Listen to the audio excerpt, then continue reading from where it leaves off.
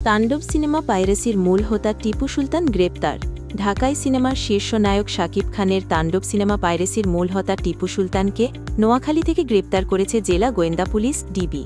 সোমবার ১৭ জুন বিকেল ৫টা ৫০ জেলা শহরের মোহাম্মদিয়া হোটেল সংলগ্ন এলাকা থেকে তাকে গ্রেপ্তার করা হয়।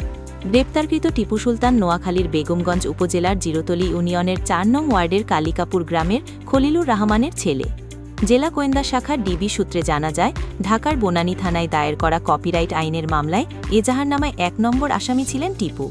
গোপন সংবাদের ভিত্তিতে ডিবি পুলিশ অভিযান চালিয়ে তাকে গ্রেপ্তার করে।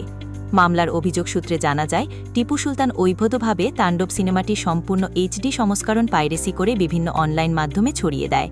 জেলা গোয়েন্দা শাখা ডিবি ভারপ্রাপ্ত কর্মকর্তা ওসি মোহাম্মদ আশরাফ উদ্দিন বলেন, জেলা গোয়েন্দা শাখার বিশেষ অভিযানে টিপু সুলতানকে গ্রেপ্তার করা হয়।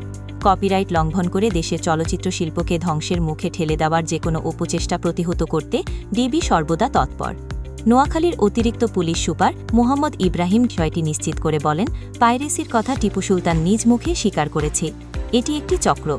জানা গেছে, সিনেমাটির প্রযোজক শাহরিয়ার করিম ভুইয়া, শাহরিয়ার শাকিল বাদী হয়ে এই মামলাটি করেন। বর্তমানে আসামিকে ঢাকায় পাঠানো প্রক্রিয়া চলছে এবং বনানী থানায় তার বিরুদ্ধে আইনানুগ ব্যবস্থা গ্রহণ করা হচ্ছে। প্রসঙ্গত, এবারের ঈদুল আজহায় মুক্তি পেয়েছে শাকিব খান ও সাবিলা নূর জুটির তাণ্ডব সিনেমা।